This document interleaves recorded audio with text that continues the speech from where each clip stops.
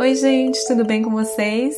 Aqui começando mais um episódio do podcast Pitch no Japão e eu tô super feliz com o episódio dessa quinzena porque eu tenho aqui um convidado que tem uma história sensacional de quando ele esteve aqui no Japão.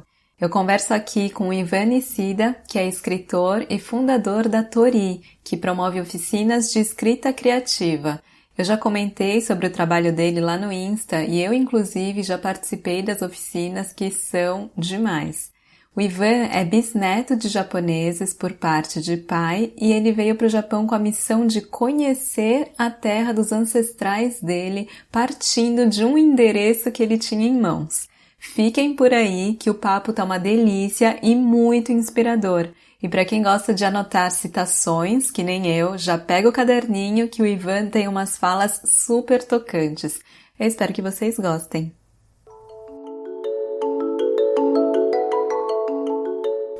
Ivan, obrigada por ter topado essa conversa aqui para o podcast. Estou super animada de conversar com você e conhecer mais da sua história.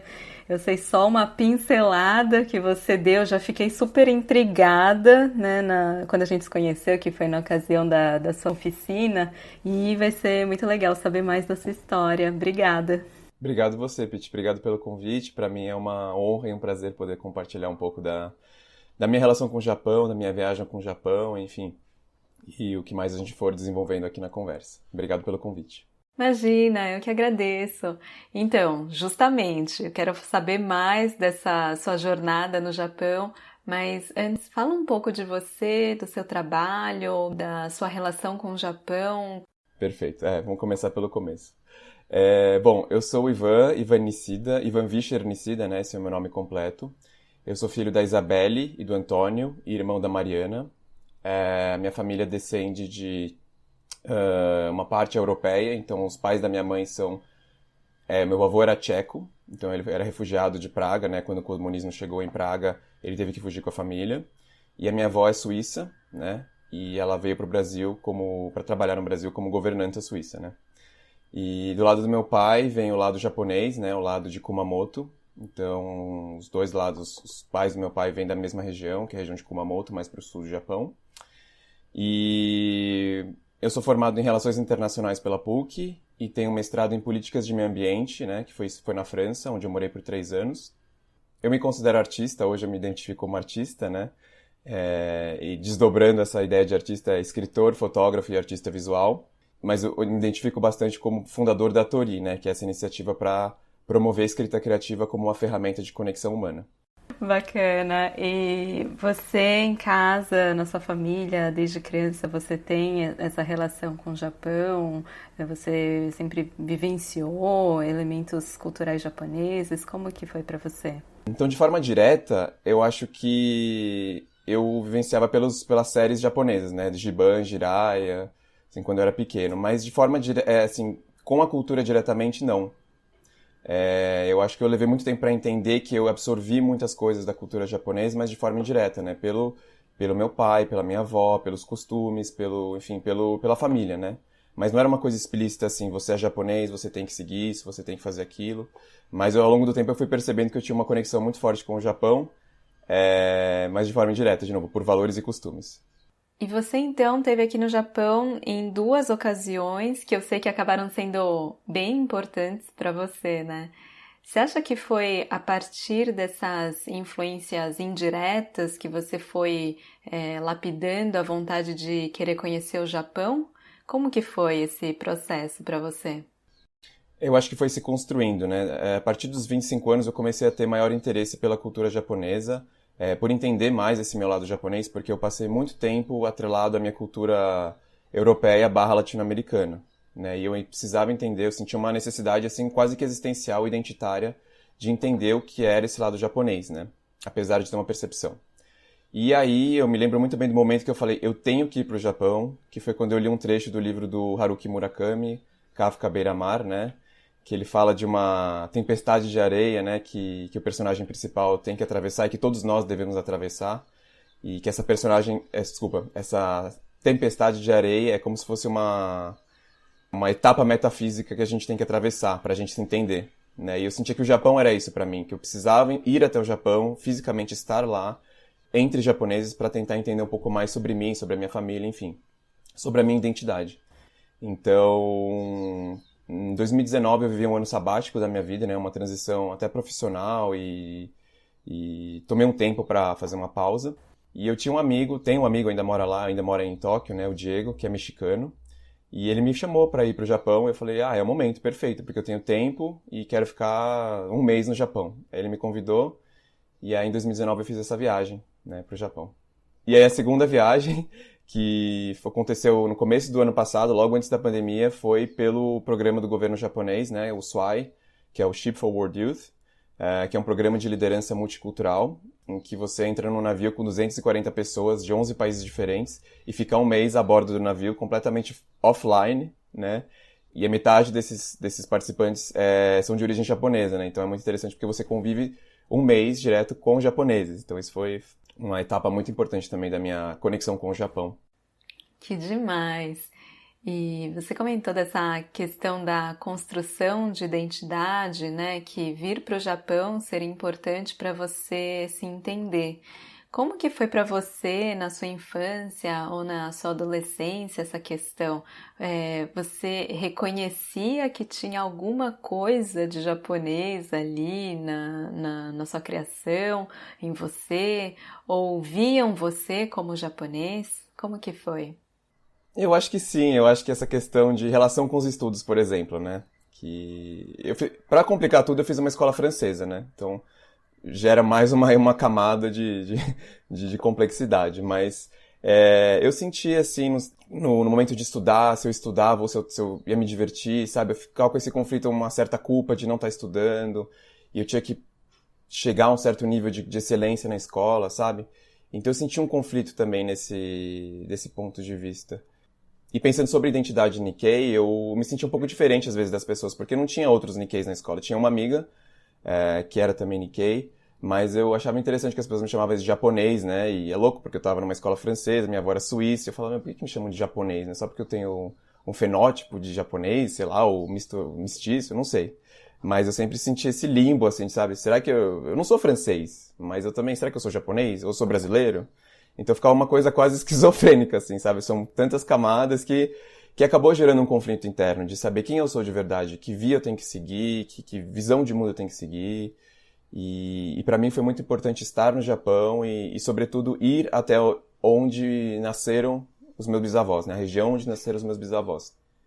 Isso para mim foi definidor e até hoje eu vejo como um divisor de águas na minha vida, né? E quando você veio para cá pela primeira vez, então, você já tinha nos planos que queria visitar a terra dos seus bisavós, né? A terra onde seus bisavós nasceram. Isso já estava decidido. Exato. Na verdade, era o objetivo máximo da minha viagem, né? Obviamente que eu ia visitar muitos lugares incríveis, visitei Koyasan, Hiroshima, Monte Fuji, mas o principal objetivo era ir até a terra ancestral dos meus parentes, né? Dos meus bisavós, no caso.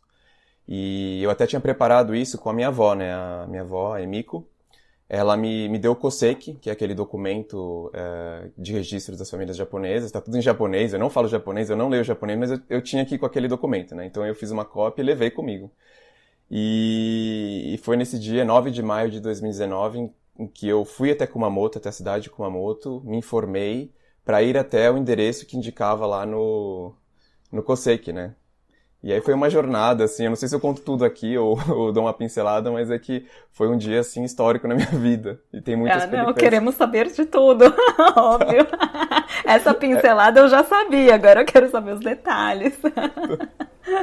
Mas então, então você tinha o endereço, e você foi exatamente nesse endereço. Mas é chegar até o endereço que foi o complicador, né?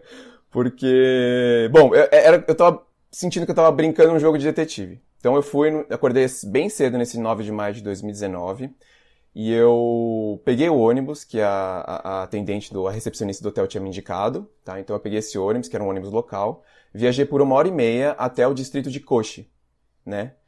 Que era 1h30 de Kumamoto. E aí eu tava meio assim, vamos ver o que acontece. Sabe quando você entrega as coisas pro universo? Você fala, eu tenho uma intenção que é de estar na terra ancestral da minha família, Mas, assim, eu não vou criar expectativas, porque eu não sei o que eu vou encontrar. E eu acho que quanto mais expectativa você tem, mais frustração você pode ter. Então, eu tenho trocado a expectativa por esperança na minha vida, né? Que é diferente. E aí eu peguei esse ônibus, desci em Coche, e aí quando eu desci, me veio uma pequena frustração, na verdade. Apesar de não criar expectativa, me veio uma pequena frustração. Porque era um lugar, assim, uma zona industrial, sabe? E, tipo, tava tudo nublado. Eu falei, meu, o que é isso? O que eu vim fazer aqui, sabe? Me bateu uma baixa, assim. Aí eu falei, o que eu tô fazendo aqui, né? Aí eu olhei em volta, tudo feio, né? Tinha um ambiente, assim, que não era o que eu esperava, minimamente. Aí eu falei, bom, já tô aqui, vamos dar uma andada pelo local. Vai que tem um parque, se eu tiver num parque perto de onde nasceram os meus bisavós, eu vou estar feliz. E aí eu procurei no meu Google Maps, né, que tinha lá, e eu vi que tinha uma prefeitura perto. Aí eu falei, bom, vou até a prefeitura. Aí eu andei até a prefeitura 15 minutos, e nesse meio tempo já tinha um ambiente mais aprazível, assim, tinha casa, então tava um pouco mais agradável para se estar. Aí eu entrei naquela prefeitura, aquela construção com os tijolos, e tinha uma recepcionista. A primeira coisa que eu fiz, eu fui me apresentei em japonês, né, que é tudo que eu sei falar, tipo, básico, eu sou brasileiro, eu sou Ivan, blá blá blá. E aí eu mostrei o meu Koseki. Aí aí facilitou a tarefa, né? Aí ela olhou assim e falou, olha, vamos nos levar pro balcão para ver o que a gente pode fazer por você. E toda aquela solicitude japonesa impressionante, né? Todo mundo para o que está fazendo e te recebe, de verdade, assim, tá com você. E a gente foi tentando decriptar o endereço e eles chegaram à conclusão, bom, esse endereço aqui, que era Fukuhara 2309, faz parte do distrito, mas não é aqui, tá? A 1h30 de ônibus. Nossa. Aí eu falei, nossa, como é que eu chego, né? Aí eles mostraram a lista, os horários do ônibus, e eles falaram, olha, o próximo sai daqui 40 minutos, então você pode pegar ele, né? Isso já era meio-dia, e aí eu falei, bom, eu já vim até esse lado do mundo, eu já vim até Kumamoto, eu já vim até Kochi, vamos para Fukuhara, né? Já fiz toda a jornada, vamos completar a jornada. Aí eu esperei 40 minutos na frente do ponto de ônibus, aí o atendente saiu pra ver como é que eu tava, né? Outra coisa jura. Que no Japão, bom, você sabe, mas é muito impressionante o cuidado e a receptividade, né? Mas ele veio até mim pra perguntar, tudo bem aí, tá certo? Tá chovendo em cima de você, mas tá bem? Eu falei, tudo bem. Que amor. Então ele me recepcionou assim. Então eu falei, nossa, digamos, o universo tá me ajudando, né? E aí eu entrei no ônibus, que era um ônibus bem pequenininho no Japão. Aí quando eu entrei, só tinha, tipo, senhorinhas e senhorzinhos do japoneses, assim. Então, e eu com o meu colete, tava com colete de fotógrafo, assim, que eu ponho nos bolsos, numa mochila de turista. E entrei, assim, então, completamente um ser fora do seu habitat, né?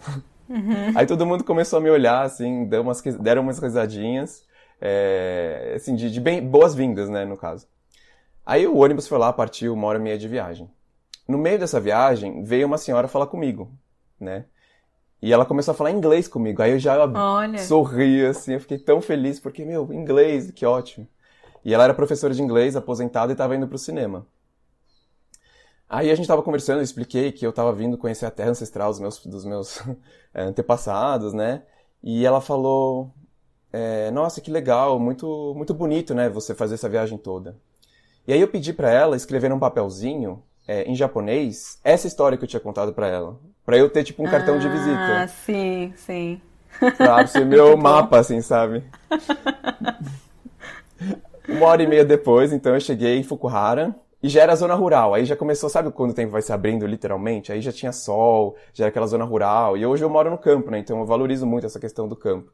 E eu falei, nossa, que delícia estar aqui. Já tá muito melhor, né? Sair daquela zona industrial e ir pro campo, assim, com sol. Aí eu desci do ônibus e eu falei, bom, e agora? Um lugar super vazio, uma micro vila do interior do Japão. E desceram 2 adolescentes comigo. Aí eu falei, bom, eles devem falar inglês, né? Porque eles podem me ajudar a achar esse endereço. Aí eu fui falar com eles, eu falei, hi, tudo bem? Say, how are you? Aí eles falaram, no English. Eu falei, meu Deus. Aí eu mostrei meu bilhetinho, eles falaram, ok. Aí eles entenderam e falaram, vamos procurar. Abriram o Google Maps e não achamos o endereço, né? Aí ele falou, a gente não achou o endereço, não tá aqui no Google Maps, deve ter mudado, porque é antigo, o Koseki que você tem, né? E eles falaram, não se preocupe, a gente vamos pra Koban, né? Pra estação de polícia. A gente foi até a estação de polícia, eu falei, eu não entendi por quê, mas bom, vamos lá. E aí, esse moço, né, era um casal de adolescentes, ele liga pro polícia, fala algumas coisas, e ele fala, espera agora, vamos esperar. Aí dá 5 minutos, chega uma viatura policial. Mentira. Aí nessa hora eu falei, será que eu